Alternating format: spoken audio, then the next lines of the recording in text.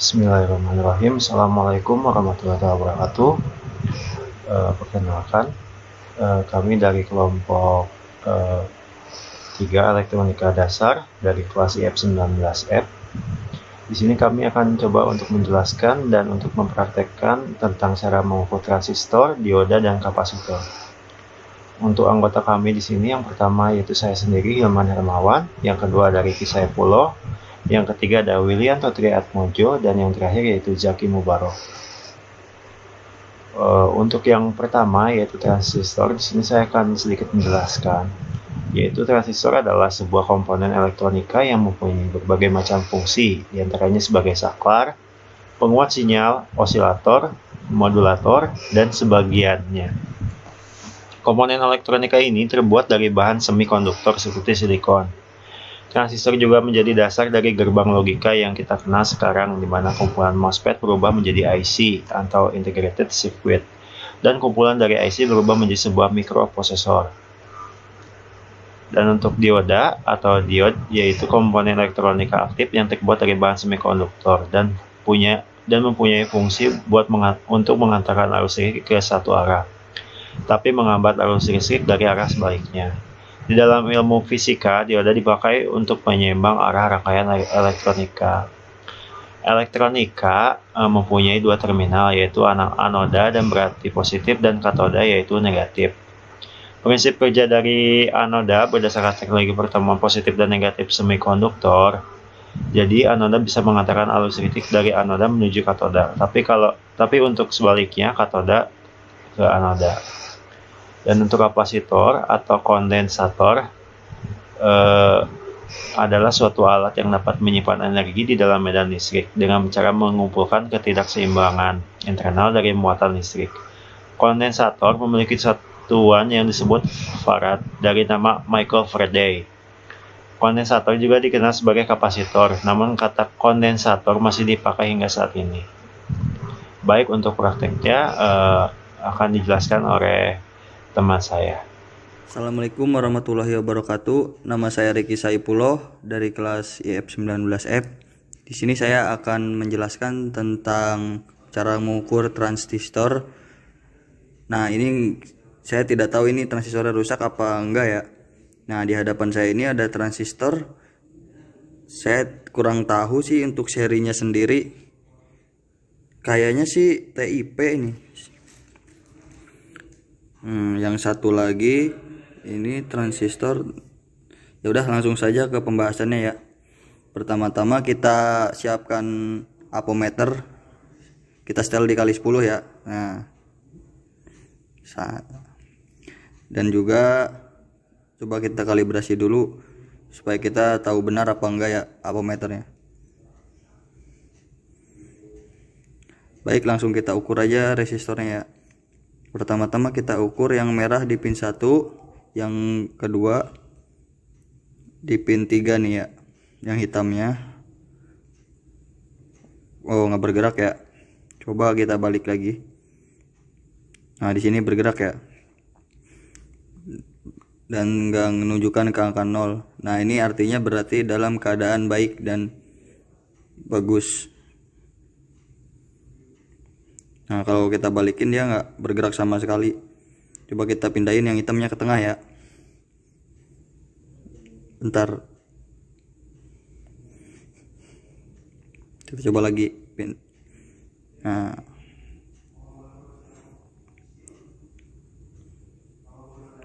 agak susah ya teman-teman, tangannya agak gede gini.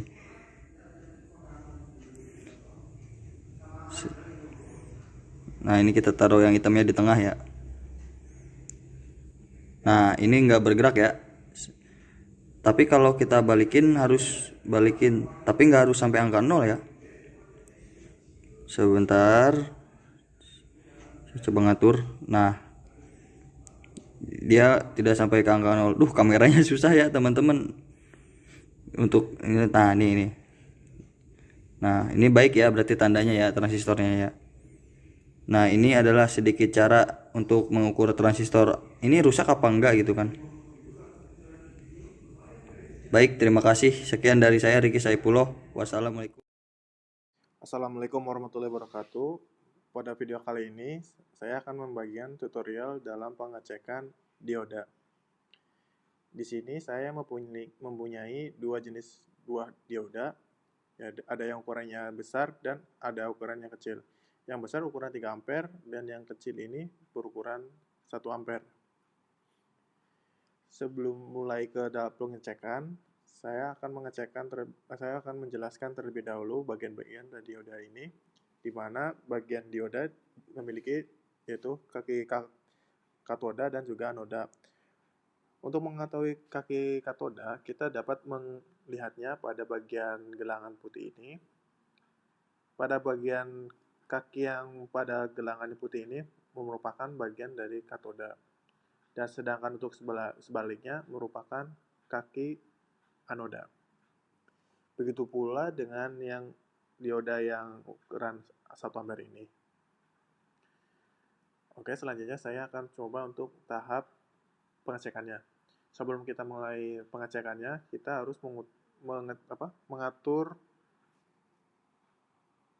termometer ini itu dengan ukuran kali 10. Baik, mungkin langsung saja saya akan mengeceknya, di mana saya akan menyambungkan yang crop merah pada bagian katoda dan crop hitam pada bagian anoda.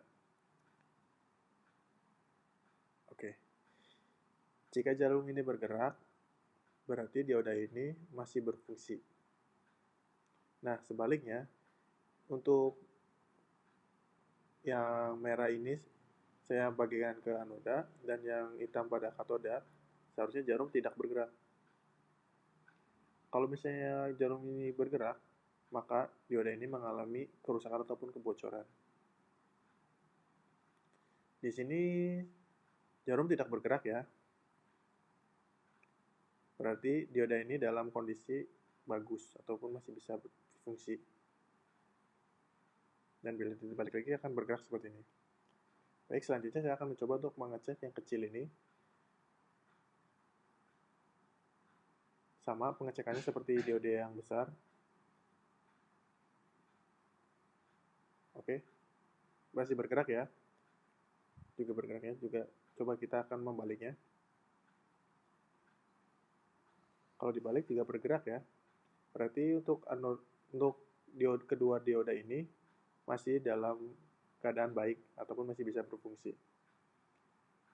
Begitulah tutorial dalam pengecekan dioda yang bisa saya sampaikan. Mungkin kurang lebihnya saya minta maaf. Billahi taufiq wal hidayah. Wassalamualaikum warahmatullahi wabarakatuh. Oke, ini saya Zaki Mubarok. Saya di sini akan menjelaskan, memberitahu bagaimana cara mengukur komponen kapasitor, apakah masih baik, masih bisa digunakan atau tidak. Di sini saya mempunyai kapasitor 2,2 mikrofarad dan juga mempunyai tegangan 450 volt. Untuk mengukur sebuah kapasitor, pertama-tama yang harus kita lakukan adalah menentukan skalanya. Di sini skalanya kita arahkan ke 1K. Seperti ini. Kemudian hubungkan probe hitam pada kutub negatif dari kapasitor.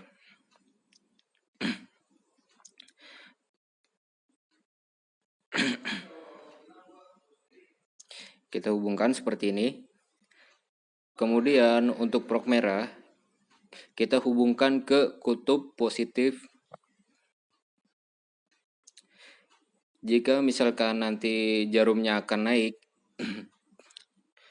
kemudian turun, berarti sebuah kapasitor masih berfungsi dengan baik.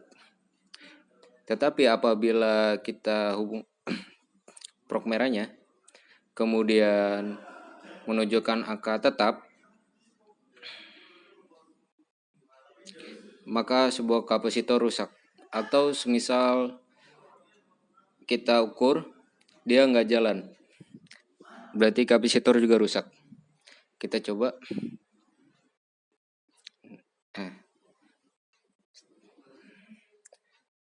Berarti kapasitor ini masih berfungsi. Kita coba. Nah, jika seperti itu, sebuah kapasitor masih berfungsi. Oke, cukup sekian video dari saya. Assalamualaikum warahmatullahi wabarakatuh. Baik, cukup sekian penjelasan dari kelompok kami. Semoga bermanfaat.